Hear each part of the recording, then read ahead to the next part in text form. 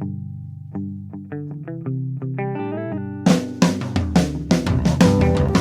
only real God is the one that you believe in. Start looking for the God in others.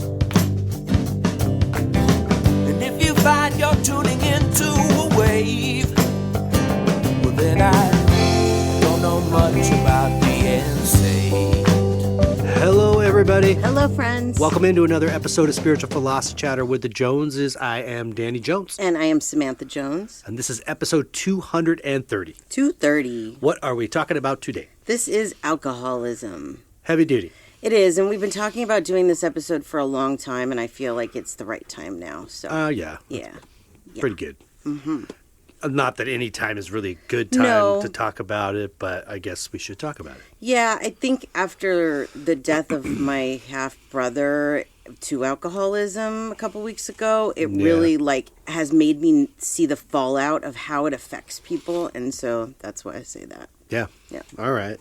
Well, before we hop into that one, then, anything you want to talk about from last week? Yes, last week we did accountability, and I have a couple of listener comments. First from Patricia.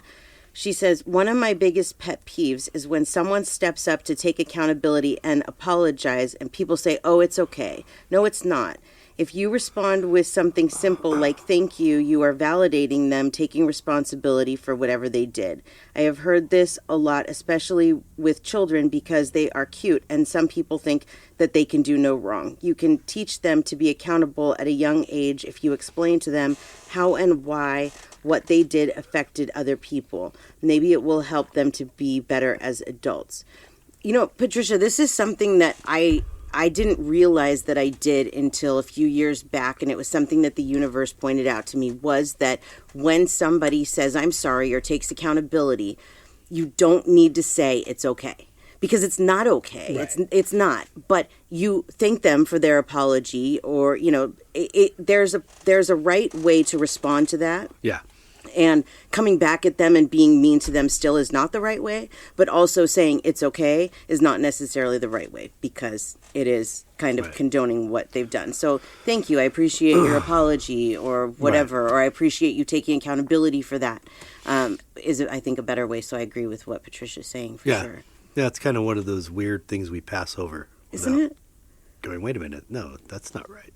Yeah, it's not okay, but I understand like what we mean when we say that. It's not like, you know, you're condoning it. At least not for me. It wasn't condoning the behavior. No, I think it's like you're trying to ease the other person's guilty conscience. Yeah, but I understand how it can be misconstrued. Yeah.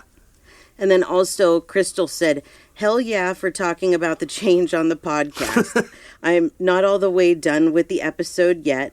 It really kind of a taboo thing with women because of the pressure to not age in our society, so I love that you're talking about it freely. I've noticed changes with my body, and I'm definitely voicing it to the younger women in my life. But with all that being said, I'm sorry you're going through it. Heart flutters are terrible. One of the biggest issues that I've had is that I don't have anybody to talk to, because my mom has passed, my grandma, everybody, all the women in my life that I feel like I could ask about what is going on have passed. And most of my friends, or like my sister and stuff, they're younger. They haven't gone through it yet. So I totally agree with Crystal. It's something that we should talk more about, that as women, it's very good to talk about and stick together, because we don't know what to expect. I had no idea that this heart fluttering could be caused by the change. No idea at all until I started researching it. It's a good thing that you learned that. Very, but it was so weird because it's gone now. It went away. Like, why? What's that all about? You don't know. Exactly, but it's very strange. So, anyways, thank you, Crystal. And, thanks, Crystal. Appreciate it, and thank you, Patricia, as well for your comments. So that's all that I have from last week, because I figured this is a big topic and we probably are going to need time to talk about it. So I don't have anything else from last week. Very good. So let's give our info. Go for it. So if you'd like to find me, you can find me at SamanthaJonesPsychicMedium.com. I also have an Etsy page where right now everything is 30% off. I want to do, nice for my customers for the holidays. I feel it from them. I can feel how, like, normally I'm really busy and it just dropped off after Thanksgiving because everybody's so worried about money. Yeah. So for all of my readings, they're all on sale. So even the more expensive ones. So just ask me and I'll tell you what the deals are. Cool. And then I also wanted to mention the group, that because our discussion group is wonderful. So if you want to be a part of our discussion group, they help us put these episodes together. Just do a search on Facebook for Spiritual Jones's discussion group and it'll come up for you there. Yes, and thank you to everybody that's there and participates. They're wonderful, aren't they? Yeah. Yeah. Okay, and then you, sir. Yes, for my art, djonesartcollection.com for the web, at djonesartcollection for Instagram, Facebook, and TikTok. And for my photography, Instagram, at djones71 photography. And then last week I announced my newly released Etsy digital photography store that my wife had helped me a lot with. Thank you. Yeah, of course. And that is D Jones Photography 71 for Etsy. Very good. And there is also sale going on right now for the holidays. Yeah. So check it out. Check it out, everybody. And that's all I got. Great. Okay. So let's do it then. Episode 230, Alcoholism. I don't think that we really understand just how many people alcoholism affects. Oh, yeah. Right? Like, I believe it's the number one killer in the country. I meant to look it up, but I forgot. But I did ask our listeners that. Have you been affected by alcohol, whether it's your problem or someone else's? And 54% said a lot and 20% said a little. Only 5% said no. So that shows you right there that there is some kind of an issue with alcohol, right? Right. And I understand, like, this is something that, I've said to you many times that I wish alcohol wasn't legal. But the thing is that as responsible adults, we should be able to partake in something without having to feel like it's going to take over our lives. Yeah. And if it was illegal, people are going to find something else, right? They're going to find something else to get rid of their problems. Because There was a period in time where it was. Yes, So absolutely. And I do take that back. I may be wrong about the number one killer, but I think it's within the top 3 or top 5. It is, yeah. I meant to look it up, but I forgot. What did I do with my phone? It's here somewhere. I'll look it up. But anyways, what is the definition of alcoholism, first of all? Yes, I see the phone. I will look it up. Okay. The definition is, essentially, alcoholism is the most severe manifestation of alcohol abuse, formerly known as alcohol use disorder. It's characterized into 3 levels: mild, moderate, and severe, each with distinct symptoms and potential harmful consequences.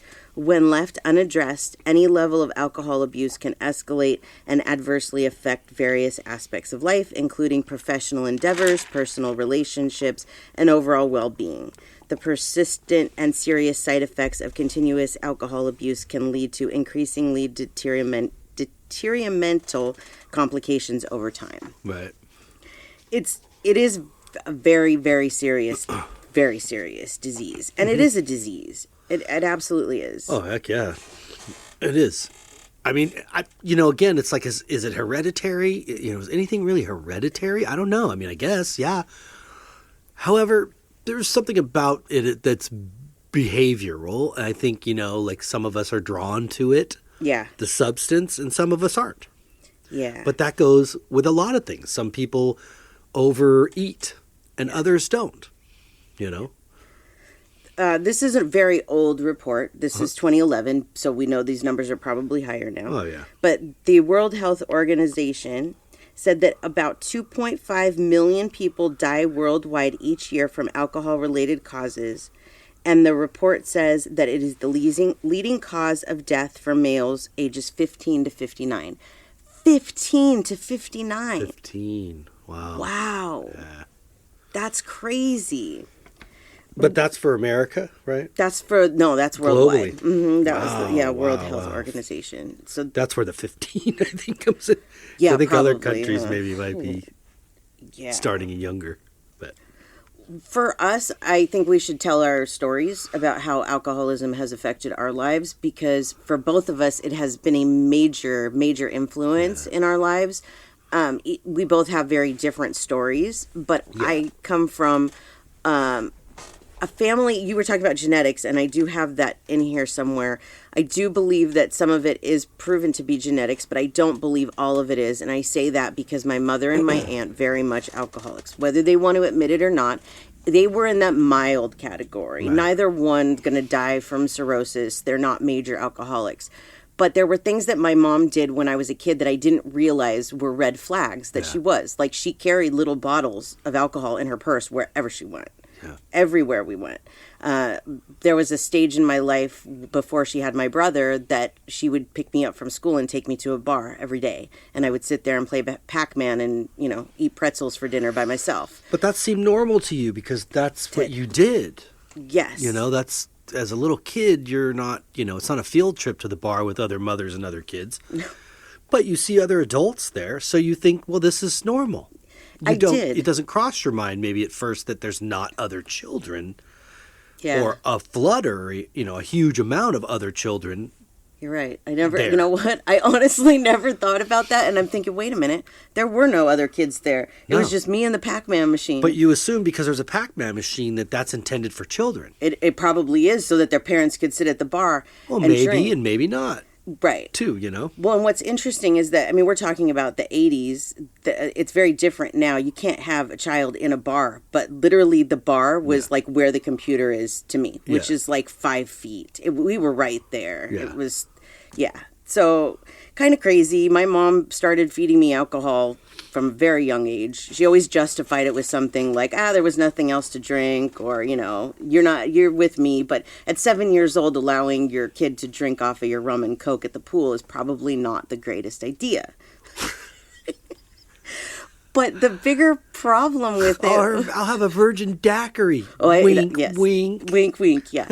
But the bigger problem of it was that my mother was not honest about her problem. She instead projected it onto the man that I was known to be my father, John. Yeah. She raised me thinking that he was an alcoholic, and the way she justified that was by saying, I don't wake up in the morning and start drinking right away. He does. Right. Okay, well, my mom and my actual dad, they met at a bar. They met at a bar, okay? Yeah. And my dad is an alcoholic, and John was an alcoholic, and my sister was, and my half-brother that just died. It's just always been there right in front of me. But the thing is that I never went that direction. Yeah. I have avoided alcohol most of my life, except during the time when I was single or like partying. I'll have a drink every once in a while now, although the last time I had an allergic reaction. So we're going to try that again and see how it goes. But I don't condone, too much drinking, but I think that people should be allowed to do what they want to do. Yeah. You should be allowed to have a drink. If you're responsible, have your beverages, Yeah. But I don't think people understand how out of control it can get and how quickly that can happen. Yeah. And what it does to a family. Because I look at this and think this is a disease. Yeah. Right? Alcoholism. But it's also, I don't know how to put it, but it's almost like secondhand smoke. Yeah. Like if you grow up around someone that smokes, then I ingested a ton of cigarette smoke before I ever actually had my own first cigarette. Yeah, you did. So did my sister. Yeah. But alcoholism and this is similar in the sense that it's like a wrecking ball that comes through the walls. Yeah. And whoever's in the way, sorry, you just get it. That's true. You just get it. Yeah. Because it does create this Dr. Jekyll, Mr. Hyde effect on a lot of people, especially when too much is administered. Yes. So because I grew up in an alcoholic family, not that I ran away from alcohol, I for sure tried it. I was interested. Like, what is this all about? And why are these, I just didn't go real far with it because I think of the trauma that I grew up with had a lot to do with keeping me away from it. Yeah. Always kind of at an arm's distance and not letting myself get too... And physically, I have something called diabetes insipidus, which basically my kidneys don't retain water. They don't filter. They filter, but they don't retain, where a normal human being has a hormone that's sent from your brain to your kidney that says you hold your fluids, and that's how you don't dehydrate. Well, mine doesn't happen. It's a pituitary gland thing that's a message it's sent. So when I drink, I become even double dehydrated. So like the hangover headache is really bad, and I'm super, super dehydrated. So that was another reason, because that's just something I've dealt with my whole life as a kid with that disease, and having to be rushed to the emergency room for dehydration. I never wanted to push it too much. But I had parents that divorced when I was young, and my mom was a drinker, and my dad would smoke pot. But I never really saw my dad do it. I could just smell it in the house. He was a more uptight man, so it seemed to relax him on some level. Not necessarily when it came to me, but it did relax him on some level. Yeah. My mom was a drinker, and at one point was a very heavy and sometimes out of control drinker. So, there's bad memories that I have of my mom either being drunk at home, or I'd say it wasn't like every day, but there would be a binge that would happen about every maybe couple weeks or something. And it would be like, oh, I'm going to stop after work. And I immediately knew what that meant. Mm-hmm. Great. How long do you think you're going to be? And it would immediately get faced with like this defensiveness, like, don't question me, I'm your mom kind of thing. I'm the adult, blah, blah, blah. Yet I'm at home at 8, 9, 10 by myself after I've walked home from school. I was a latchkey kid, so that wasn't an issue. But, I'm there wondering about dinner and anybody around and whatever. So that was kind of a lonely place a lot of times for me. Yeah. And having to sort of entertain myself and fend for myself. I think maybe that's why I'm such a daydreamer. I'm such like an artsy type of person, because I was left to entertain myself a lot. Yeah. And I knew numbers by heart. Certain places my mom would frequent that I would call. And I would sometimes find her there, and sometimes I wouldn't. Usually when I found her there, it wasn't really a good situation. It wasn't a good conversation on the phone. It was somebody hung up on each other. And sometimes I would hear things like, I'm never coming home again, Danny. And then sometimes I would hear, oh, I'll be home when I want to be home. But the never coming home again, that's hard at that age, because you're going, what? Yeah, it doesn't make sense to your kid. She had a long-term relationship with a man that who was overall, he was okay. But I remember one night she walked out on the both of us drunk, and he kind of looked at me, and we sat there and had a short conversation for a moment. And he was like, well, I guess she's gone, so take care, Danny. And I was like, wow. Yeah. That's what's going on here. Okay. So don't get me wrong. My mom changed her life. She came in like a wrecking ball more than once. And she affected my sister and myself psychologically and emotionally. Yeah. But she turned it around. She stopped drinking, at least at that level. And we were adults, so we no longer had to live around it and be around it if that's what she was doing. But I could tell that's not what she was doing. Yeah. So she did change. But there was a lot of turmoil that had to happen before that occurred, starting with my sister and her, which they didn't talk for 6 years because of my mom's drinking. And I always felt in the middle. Yeah. Because I had a sister that I adored and I loved and I was close with. And then I have my mom. And let's face it, most of us love and adore our moms no matter what they do. Absolutely. And my mom definitely wasn't the worst mom in the world. And she wasn't the best mom in the world. She was my mom, and I love her no matter what. Yeah. And I always will. But there was things that happened that occurred, and this affected everybody. So that put strain on their relationship but 6 years later, they reconnected. And that's where my mom's life really started, I think, to change, where she realized, I can't screw this one up again. Yeah. Meanwhile, out of her 5 brothers and sisters, and I think she's a twin, a maternal twin, not identical, but she and her twin are the second oldest. And there was 2 others besides her and her twin. one older sister, and all the rest of them except the older sister have passed. Yeah. And passed early. Yeah. Because alcohol was a big abuser. Her twin sister, I saw her in a rehabilitation center before she passed, hooked to, like a thing in her throat that helped her breathe or whatever. Yeah. And she had a leg that had been amputated years before, and had a hand that was broken from falling and was never fixed. So it was kind of not really that functional. I don't want to say functional, but not that reliable. And she was basically taken off life support, taken off the air. Yeah. And let die. Yeah. But she drank herself to the ground. So it's an ugly thing for me. Yeah. But I won't lie. I enjoy having a drink sometimes. Well, that's different. And I don't drink very often. I drank at Thanksgiving. Yeah. I had like 3 beers that night after my meal, which was a surprise because I was full. Mm-hmm. But before that, I think I had a drink before we moved with maybe Tom when he came over to say, pick up some stuff and say bye. But it's not very often. Do I like to drink to get a buzz on? Oh, yeah. Yeah, I enjoy that. It's fun. It's fun. Right? Yeah. But I don't keep going because it's like, then that's when I don't make sound judgment calls and decisions when I'm in that state of mind. Yeah. And like I said, physically, it's kind of brutal on me.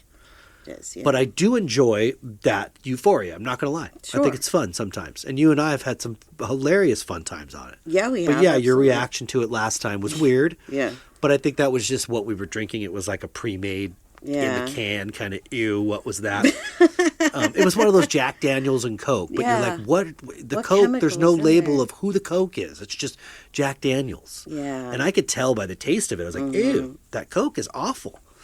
But, so anyways, but it's like, we don't need it to have fun. No. I think we both are. I'll speak for us on this one, is that we're definitely pot advocates. We use that regularly. And I enjoy that, but I don't make unsound decisions with that. And it never gets to a point where I'm willing to give up or I can't make it to work or, if anything, it's like I just want to eat everything in sight. That's the biggest issue with that. But that's also because of not smoking. So totally. I didn't make like this conscious decision of that I wasn't going to drink. But I did make these promises to myself that I wasn't going to be like my mom in a lot of different ways. And that was one of the ways that I just didn't want to be like her. I never saw her out of control except maybe once. And it was a horrible experience for me because she actually pulled her own hair out. And the screaming that she was doing during the whole thing just made me so against it. It's like, I don't want to ever be like that. And I knew that. So it just didn't happen until I had my single partying time. And that's when I realized I do enjoy this, but in moderation. Yeah. And that's where things happen, is that they get out of control. And I was told by my brother Dan that it's okay for me to tell his story. It's important for me to tell his story. I'm not going to share his whole story or even half of it because I don't know it. Right. I just know that him and my sister watched our dad and their mother drink a lot. And it affected them so much that they are both alcoholics. Yep. Now, he died from it. Yeah. He was yellow by the time that he died. Yeah. And she almost died from it. She was on the transplant list. So with him, when I realized at the very beginning, because I was told straight out the gate that he's an alcoholic, it really turned me off. And I didn't really want much to do with him. He was an angry alcoholic, and same with my dad. That was, he's fine until he starts drinking. And then he calls me being, erratic. Right. However, with Dan, though, most of the time that you actually interacted with him, he was intoxicated. He was, yes. Uh-huh. And it sucks because, now I feel the true essence of what he is. And I hear him and he tells me about how he wishes he would have done things differently and the alcohol wasn't worth it. But the problem is that once your body becomes used to it, it's very, very difficult to get off of it. Oh, yeah. So he would tell us, I'm trying, I'm just having small sips so that I don't have the shakes. But it just doesn't work when you're at that point, when you feel like, okay, this is just making it okay for me to be alive, but Right. I don't want to feel that way. And with a lot of people, the alcohol, it numbs that. It numbs whatever is going on in your life. Right. But there is a physical addiction. Oh, yeah, there is. That's, I think, one reason why, if I was to pick something for myself to use, which I have, which would mainly be pot, that's one of the big reasons I did go with that, because there wasn't a physical addiction to Right. it. It was more of a psychological, like, can I go 6 months without it? And I Right. have many times in my life. Yeah. Years. But, you know, there wasn't going to be the shakes. Right. And no. the throwing up and Yeah. and that whole thing. And so literally you get yourself backed into a corner with this, like many drugs, but alcohol is a drug, man. Yeah. And it is a gnarly drug, and to the point where you can't keep anything down but alcohol. Yeah. And that your body actually requires it to get up and face the day. Yeah. Like you're shaking erratically until you have a drink, and that calms your body. Yep. But as I had aunts that were very, like I said, heavy and ultimately died, one of them was told by their doctor, I'm not really going to suggest that you quit cold turkey at this point in your life, because it's going to throw your Yeah. body into a severe shock that alone could cost you your life. Absolutely. That's pretty gnarly. That is. It really is. To go, I have succumbed to this drug that much that if I quit it, I could die from not having it. Yep. Absolutely. Yeah, no. Yep. When I put up the promo for this week, there were some comments under it. And Jenna said, oof, the one that hits home and no one talks about it. Sunshine responded to that, same, I know I drink too much, not like concerningly, but sometimes close to that line. Jenna said back to Sunshine, I lost my grandpa to complications of alcoholism, and my close friend lost her husband 2 years ago. None of us even knew he ever drank more than one, ever. It's surprising, sad, and something to be aware of. Family lines and addictions are real, but it's so easy for me to forget sometimes, especially with the social acceptance of drinking. And then Sunshine said, I can totally relate. My uncle and aunt were alcoholics. Uncle might not have unalived himself if he had rational thought. My aunt says she's sober, but you can hear it in her voice. And it's sad to see the cousin following the same narrative. Yeah. Right. My mom never drank. Herb is her drug of choice, but I spent a lot of time at my cousin's growing up, so I wonder if that's where I got it. Yeah. I know it's genetic, and my whole dad's side is alcoholics. They weren't around. I learned this all in 2011 to 2016 before anyone but my one aunt passed from poor health choices. So then I looked it up. Is alcohol genetic? And it said there is evidence of a genetic component in alcoholism. Research indicates that individuals with a family history of alcohol use disorder may have a higher risk of developing it themselves. While genetic plays a role, environmental factors and personal choices also influence the development of alcoholism. Right. It's a complex interplay between genetic predisposition and external factors. It is. And I think it's really hard to say definitively, but I would go as far as to say, you know, I was born in the 70s and my mom smoked with me. Yeah. Through her whole pregnancy. Yeah. And I grew up in a house full of smoke. Yeah. I was naturally going to smoke.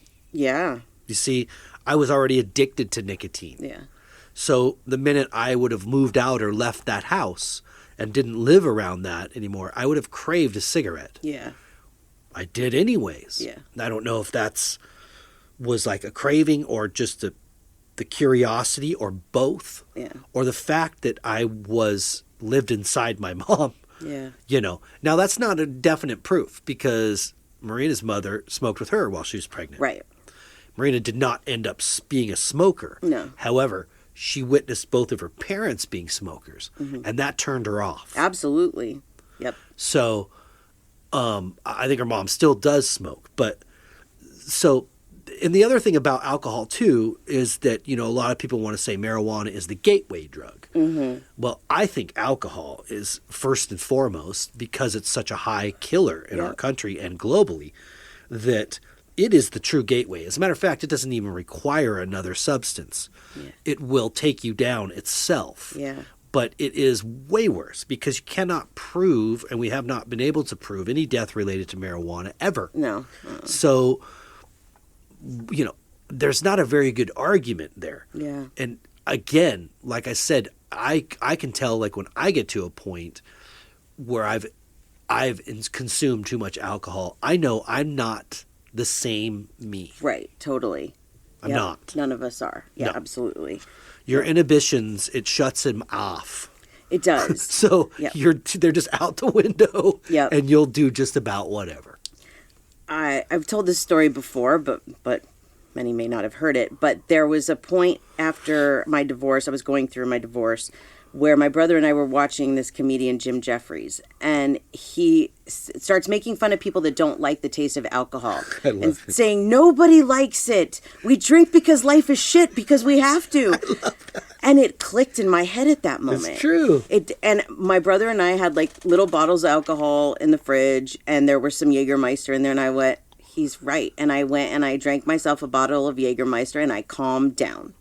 And because going through a divorce and everything that came with it, it was really hard. And I was, I guess, looking for something, Yeah. But it never became something that I did every day. It was at times when things got really bad. There was a night that I remember laying in the bathtub with a bottle of vodka and crying. And, it happens. Right. It does. It happens. But I'm so thankful that I never caught that alcoholism gene, because I feel like I've been surrounded by it my entire life.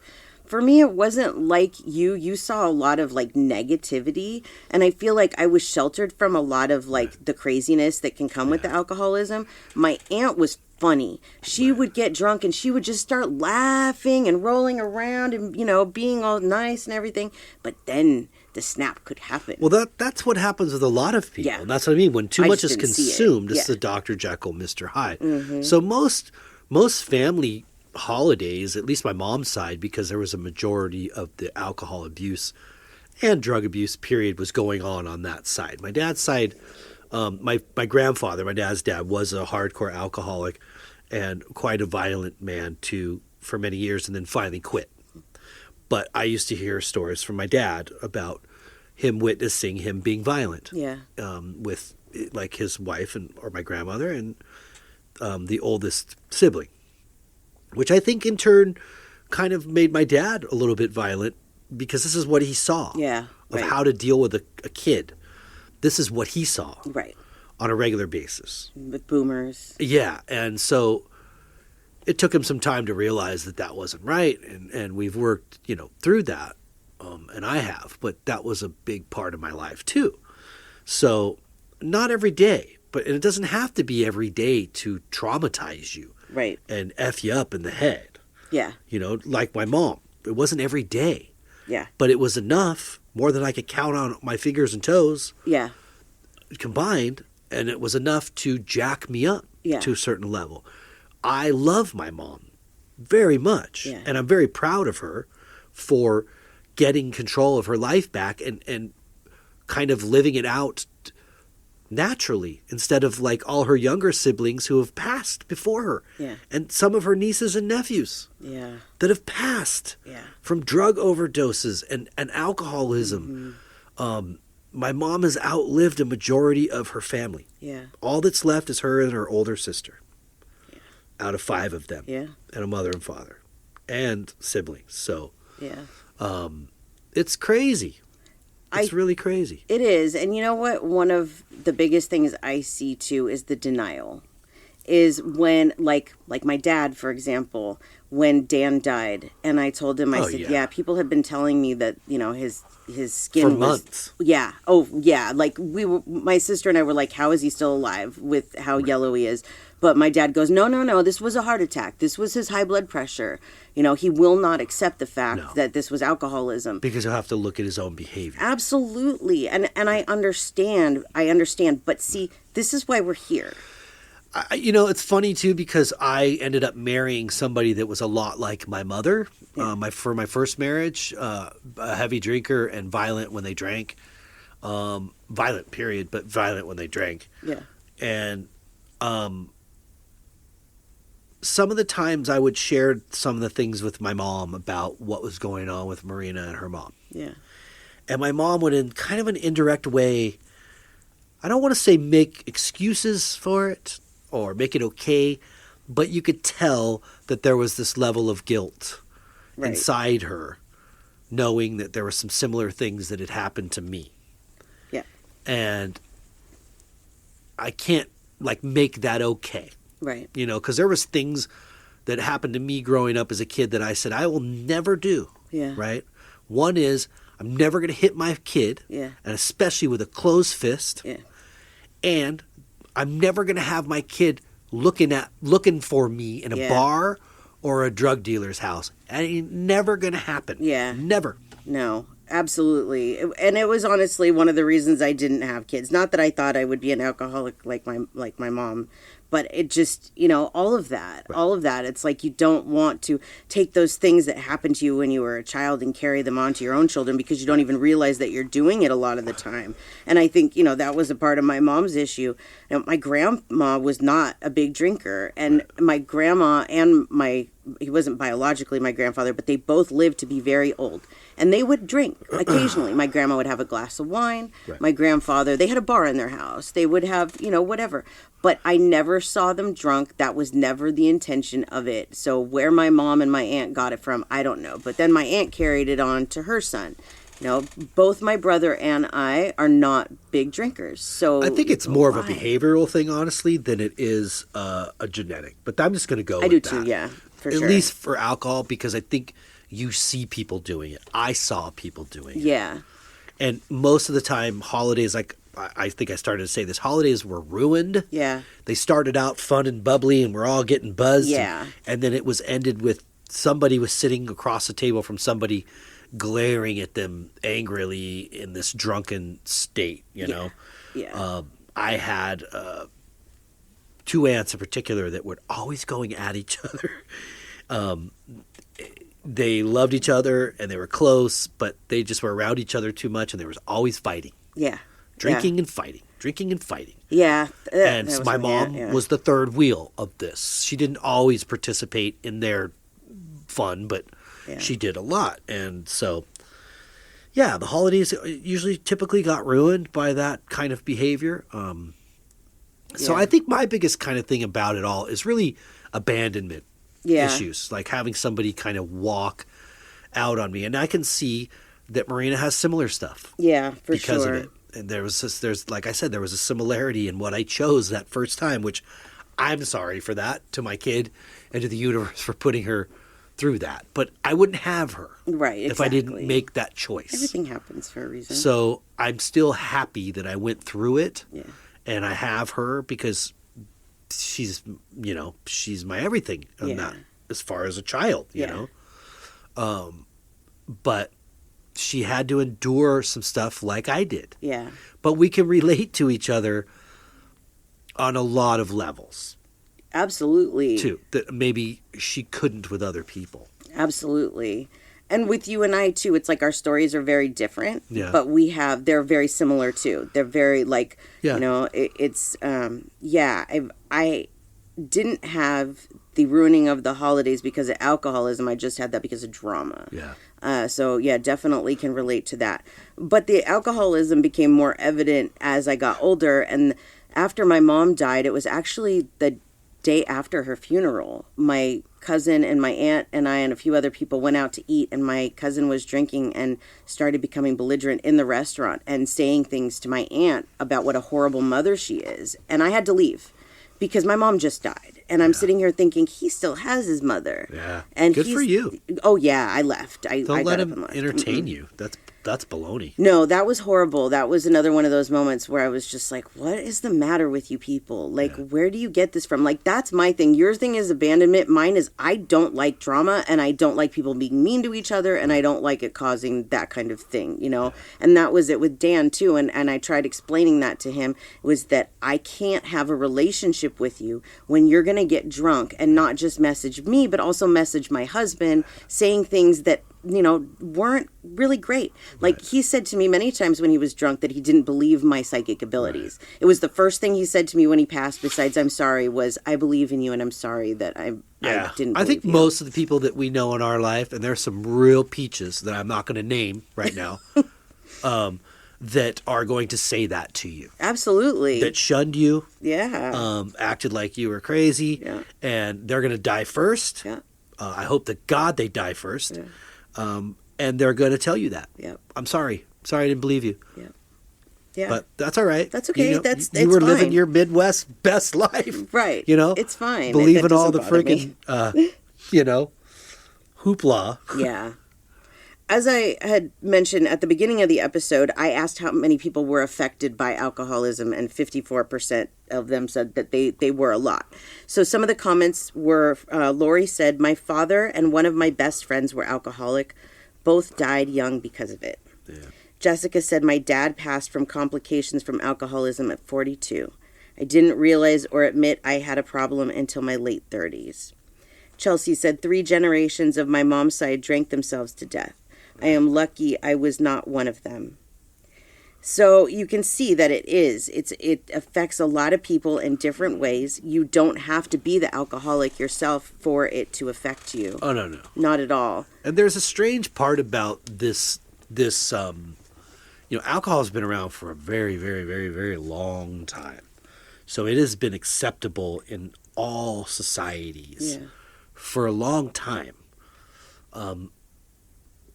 It has been abused. Yeah. Probably not as long, but it has been abused for a long time. Yeah. I find it very interesting in our country, in America, that there was a period up till right before Prohibition where actually this is during Prohibition when alcohol is illegal, to correct myself. So alcohol is illegal during Prohibition and marijuana is legal. Mm-hmm. Right. Okay? Yeah. What's the purpose of this? Right. First of all, why aren't they both legal at the same time?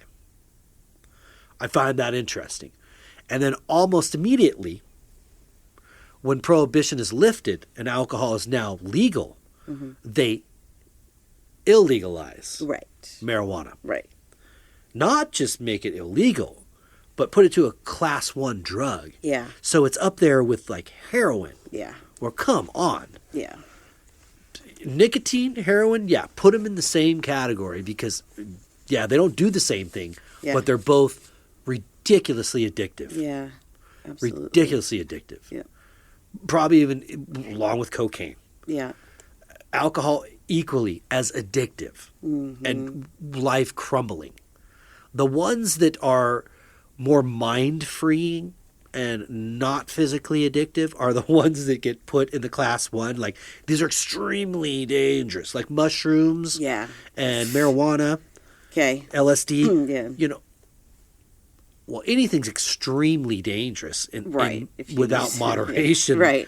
And you're just being dumb. Yeah. But I can speak from personal experience and knowledge of others that I've seen and grown up with that they don't even compare. No, they don't. They're not nearly as dangerous. No. And, you know, I tried to microdose mushrooms for a while, and I will tell you that it is not something I could do every day or 3-4 days a week the way that people use it.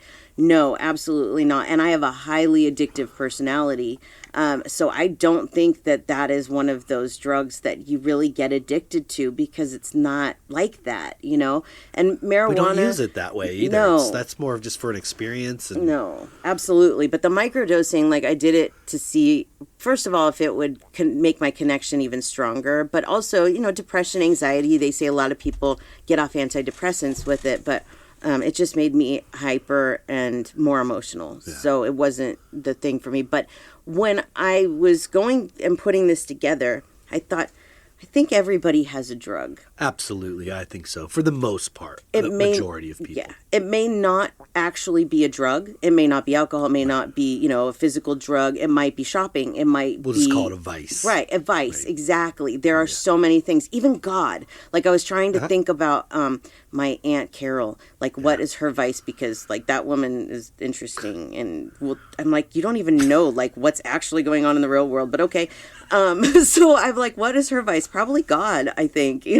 I think it could be anything, but we all have something. And what is it for? It's to comfort us. Yeah. It's to reduce stress. It's to make this experience here on earth more bearable, more easier to deal with. But the thing is that there's things that were put here for us to use naturally, and there are things that are not natural for us to use. Right. And it's those unnatural things that are the big problem. And usually those are the ones that are shoved and pushed and promoted. Yes. And marketed Why? within society. Because that's a great question. The only thing I can think of is you just have greed. You have somebody there that has the amount of money to push this thing and market it and promote it in such a way that, like, most of the narcotics that you see on the market today. Yep. They are pushed and pushed and pushed. They are. Through the medical industry. Well, and they're freaking dangerous. They are. But also, like, okay, so we just moved to Vegas, right? And it is, I mean, I lived here before, but for whatever reason, it didn't hit me before, but it's a shock to me now how everything is alcohol here. Have you noticed that? Like, you go down to Fremont Street and you can drink whatever you want. There's bars all the way down the line. It's all alcohol. It's like gambling and alcohol is what's going on here. Yeah. And the insurance rates are higher because the DUIs happen more here. Yeah. It's just like, whoa, it really is a huge thing here. And it's one thing if you can do it responsibly, but there's just so many people that can't. They just can't, But even the one that says they can, they start the evening out that way, isn't necessarily how it ends. Well, that's what I mean, is just because you say that you can handle your alcohol does not mean that you can. My mom would have sworn up and down she could handle her alcohol. And I didn't have that many bad experiences with the alcohol. But still, if you need it, if it's in your purse everywhere you go... if that's the priority, there's a problem. Yeah. There's a problem. Yep. I asked our listeners one other question. I asked them, how often do you drink alcohol? And 52% said rarely, if ever. 22% said a few days a month. 10% said a few days a week. 6% said every day. 10% said that they are recovering alcoholics, but absolutely nobody admitted to being an alcoholic currently. Jackie said, I will be shocked if people are totally honest on this one. This group is amazing, and I feel comfortable, too, because Nancy had said to her, do you really think that people won't be honest? But you know what? That was my first thought. When I put these poll questions up, people that are maybe an alcoholic are not going to click that button. They're gonna totally avoid that, or lie. And I understand that, because it is a hard thing to kind of face in yourself. Maybe my drinking isn't normal. Maybe the fact that I need it to survive is not normal. They don't maybe see it for what it is. So I definitely agree with Jackie on there. But Nancy said, I feel like everyone here feels comfortable enough to be honest. I have never felt judged by this group. And then Jackie said, what I mean is we lie to ourselves so we don't have to face the truth about our addiction. I lie to myself daily. Yeah. And that's truth, and I appreciate that. I appreciate the honesty. And again, nobody has to be honest, even in the group. They don't have to say anything. Yeah. But if you're lying, you're just cheating yourself. Yeah. You're not. It's not hurting any of us because we don't live next to you. We don't deal with you. But you may be hurting your family. Yeah. Your immediate family. Absolutely. A few other comments here. Crystal said, I gave it up 12 years ago. I used to drink copious amounts of alcohol and started at a very young age. I could tell my liver was having a hard time because my hangovers lasted 2 days. I was embarrassed about things I shouldn't even be embarrassed about and analyzing myself the next day. I'm truly glad I did because I'm watching a very dear friend battle cirrhosis in her 30s, and she needs a liver transplant. She's had an extremely hard time finding a donor. Fun fact, I didn't even know she drank. Wow. Isn't that crazy how there are so many people that can hide it? Totally hide it from you. Yeah. And then you're like, whoa, that person was an alcoholic? Oh my God, I didn't even see that. Jeez. Didn't see it. Tracy said, just entered a stretch of no drinking to let my body do some healing.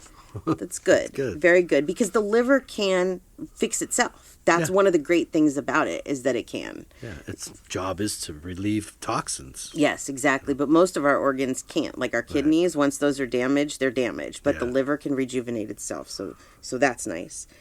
I recently met a local psychic here, Brandoline, and I was a guest on her podcast last week, which will come out in a couple of weeks, and I'll release it. But during that podcast episode, we talked about her husband that died a couple of years ago. Wow. And so she commented on there, and she said, my late husband's death certificate says cirrhosis, and it made me so upset because he really died from heart failure. So I'm very vulnerable about saying I drink every day. But she does drink every day. And, she admitted that. Right. I don't know, man. Yeah. It just makes me so sad to see so many people that are battling this, Yeah. Jessica said, I celebrated 12 years of no alcohol on July 5th, 2023. Well, good for you. Yes. Congratulations. Yes. Jessica is one of my regular clients. She has one of the memberships, and so we talk a lot. We're close. So I am so proud of her, and she's gone through some stuff that has made it so that she could start drinking again. I mean, it could happen at any time. But, when you have a loss or something happens like that, it sometimes can force you to take back on that drinking. Yep. So she said, I quit drinking in 2011 and got Invitation, that was her horse, about 3 weeks later. He was the anchor to my sobriety. I am very proud of myself, that's hard to say, for not returning after he passed last year. I became a different person when drinking, and I never really liked that person anyway. Yeah. Yeah, I totally understand. Absolutely. And it's like, I remember when I would drink and go out and have a good time, and then the next day would remember some of the things I did and was like, oh, yeah, that's not like me. Yeah, that's the part that you're just like, yeah, this doesn't suit me real well. And quite honestly, as soon as the belligerent drunk enters the room, I'm like just turned off. Yeah, me too. And usually they gravitate towards me. And I'm like, don't come near me. Yeah. And not to say I've never been the sloppy drunk, but but I have. It's just like those, it's the trauma in me that goes, eesh. Yeah, absolutely. I don't want to talk to this person. I don't want to deal with this person. I like it when people have had a couple of drinks and they're funny and they're tipsy, and that's more fun to watch from the outside than being that person. But I can definitely look back to the times that I've been really, really drunk and go, I can't imagine being like that every day. Like, not that I regret it. It was just letting a part of myself out that I never was able to let out before, but not something that I would want to do. And even when I kind of review the times that I will drink or have drank in my life, it's usually like the first half an hour is what's fun. Yep. That's what's fun. Yep. Like you get that little buzz going, but then the buzz gets a little too much, and then the evening goes on and on and on. Yeah. And then I just feel miserable. Me too. I feel miserable then, and I feel miserable the next day. I've never been the type of person that can like have a mimosa with breakfast. I will have a migraine for the rest of the day. Yeah. It's like, I kind of envy that. People that can just have a glass of wine. I literally have to have a bottle of wine because I have to chase the migraine so it doesn't come on. Right. But that's probably, maybe something to do with the allergic side of things. But yeah, I'm thankful that my body doesn't like it. Because it is highly addictive, and I do have that highly addictive personality. So who knows? But I mean, really, like even more than what I've mentioned today, I can look back at so many people in my life that were alcoholics. I've just been surrounded by it. It's absolutely wild. And even looking back, like to myself, I had a friend that would bring alcohol to middle school at Redwood. She would bring, like, in a thermos, alcohol, and we would all sit there and drink it in between classes. And it's like, what are you doing? You're 13 years old. What are you doing? Gross. Yeah. I look back now and I'm like, you just wanted to be cool. That was the thing, is you just wanted to do what everybody else was doing. It wasn't because you enjoyed it, Right. But those people are typically the ones I shouldn't say typically, often are the ones that their lives are not real pretty in the end. No, my very first serious boyfriend, when we were moving, I went through a bunch of papers and I found this note that he had written me, and it was something about I couldn't sleep. He was 14 at the time, couldn't sleep, so I got up and I drank off the bottle of Jack Daniels. This is a guy now that is my age, but has had multiple DUIs and had lost a lot in the past. I mean, I believe he's a recovering alcoholic now, but lost a lot in the past because of it.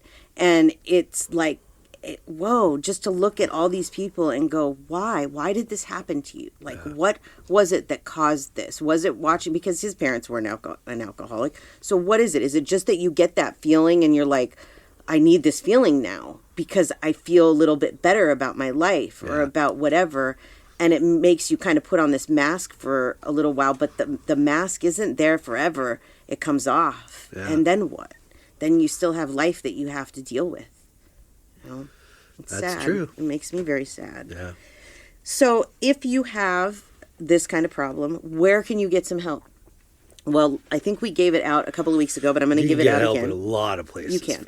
But one of the places that you can reach out to help is the Substance Abuse and Mental Health Hotline. It's a 24-hour hotline. It's 1-800-662-HELP or 4357. It's a confidential, free, 24-hour day, 365-day-a-year information service in both English and Spanish for individuals and family members facing mental and or substance abuse disorders. Yeah. This service provides referrals to local treatment facilities, support groups, and community-based organizations. On top of that, seeking professional help such as a counselor or a therapist can absolutely be a crucial step in this. Yeah. Because if you think about it, most people drink, like I said, to cover something up, to cover their depression or whatever it is. So talking about it, getting it out, being able to handle it in different ways is definitely helpful. And fortunately, as a result of this being such a widespread, epidemic, at least in our country, there is probably most likely an AA meeting somewhere nearby you. Yes, absolutely. These are everywhere, and they often multiple times during the day. So you can find them in the evening, daytime, morning, whatever. And this is a great way for you to get out of your head, to be in a room with people that you might relate to, and not feel, like an outcast or a black sheep or, shunned. Yeah. There are typically a room full of people feeling just like you. Yes. So keep that in mind. Absolutely. The holidays are tough. The holidays are, So that's part of the reason I think we wanted to talk about this during this time is because this is a hard time for a lot of people. It is. It can be hard just watching other people, it not be hard for other people, or what we perceive not being hard for other people, then can be hard for us. Absolutely. So, but we're not here to compare. No. We're just trying to let and acknowledge and lend a hand, like extend an olive branch to people out there that could use something during this time of the year. Absolutely. Absolutely. And you know what? If there's anybody that's listening and you feel like you can't take any of these other steps, message me. We'll talk about it. I have a client that she is an alcoholic and every once in a while falls off the wagon, and she messages me as soon as it happens and we talk. And then she gets better and then it gets worse again. But it's like sometimes you just need somebody to talk to. And it's not even necessarily about me talking back. It's just listening. Yeah. Sometimes you just need somebody to listen. So if you need that, I'm here to help. That's what I'm here for. Yeah. So cool. Yeah. Nice of you to offer. Yeah, because you know what? Gosh, there's been so many times in my life that if I had somebody offer something like that to me, not even related to that, but you just need to talk. Just, whatever. Yeah. Like, we'll just talk. It's, sometimes that's all you need to help you feel better. I agree. But this is one of those things that if you are an alcoholic, don't beat yourself up for it, because it is hard. It's very, very hard. I know I'm not an alcoholic, so it's easy for me to say that. Right. But I've been surrounded by it so much that I realize how hard it is to quit something like this. And it does take a lot of willpower. Quitting anything takes a lot of willpower. Yeah, it does. But something like this, especially if it's been a long time thing, can be very, very hard to find the willpower to do it. Yeah. And that's where, like, finding, like, the AA or support groups or whatever, and finding like-minded people. Marina went to an AA meeting. She didn't need to go to the meeting. She went with a friend who was sober, recovering alcoholic. And she was like, wow, it was beautiful. It was like, you know, I wasn't there because I needed to, but it was just great to see how the people come together and they're so happy. And she's like, and I would love to go again. So I've never been to an AA meeting, but I've heard that from so many people that it's like just community. So, you know, don't be embarrassed either. No, because it's a room full of people facing the same thing you're facing. Exactly. And you're going to hear stories that you most likely would relate to. Absolutely. So you feel more like, okay, I'm not alone in this. This is not abnormal, or I'm not a freak of nature. No, not at all. Not at all. This None is of us a are. widespread epidemic. It is. And really, like I said before, we all have a drug. We all have something that we use to cope.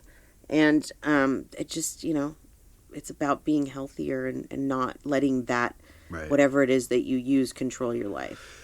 Yeah, and for me, it was a lot about, I got to break this cycle. I can't do it like everybody before me was doing it. Not everybody, but a lot of people that I witnessed before me.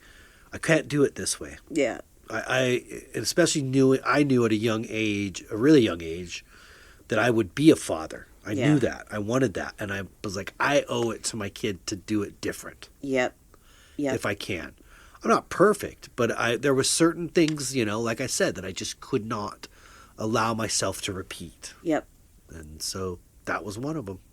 And it really, quitting it can be done, as hard as it seems. Yeah. Like, I know a lot of recovering alcoholics, my uncle, my sister, there's a lot of them. So for those of you that are recovering alcoholics, we're proud of you. Yeah. And congratulations. And, you know, if you ever do fall off the wagon, it's okay. Yeah. Just do what you did before to get yourself back on. That's all. Yeah. You know? And if you're even thinking about it, proud of you for thinking about it. Absolutely. You don't have to look at it as like, oh, how am I going to get a year sober or 2 years? You don't need to do it that way. You do it one day at a time. Yep. 1 minute at a time, 1 second at a time. And it gets easier and easier and easier and easier. Yep. You know? And you'll get faced with things that rock your boat and challenge you and test you of like, are you going to go running to that again? Sure. Or are you going to face life this time and, you know, deal with it differently? Yep. So exactly. We all have choices here. We do. We're not, you know, limited to only one choice. We have choices. Great. So we can break that cycle, make that change in our life and our family's lives, or we can continue to do what we're doing. Absolutely. And, you know, the end result isn't going to be pretty. Yeah, definitely. Most likely. Yeah. So. Well, that was a heavy episode. Yeah. But it was good. I like to hear other people's stories. I do too. And I mean, it sucks how many people that this topic has affected, but at the same time, at least we all know that there are people out there that understand that we're not alone. It's not like some, you know, weird thing that, you know, there's a lot of people that have been affected. Oh, yeah. Yeah. Yep. It was good. Yeah. So I'm glad. Yeah, me too. Well, before we say goodbye to everybody, you want to share your information one more time? Yes, you can find me at SamanthaJonesPsychicMedium.com or on Etsy at Beyond the Bridge 11. Yay. And you, sir?